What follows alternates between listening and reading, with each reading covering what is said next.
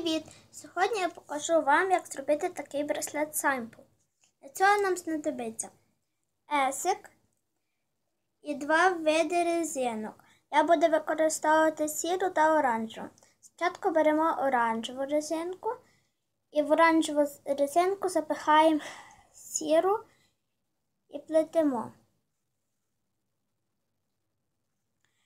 Потім беремо оранжеву резинку.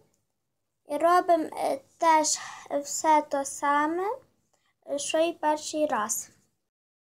Ми вже сплели браслет, нам залишається тільки одне. Населити есочку.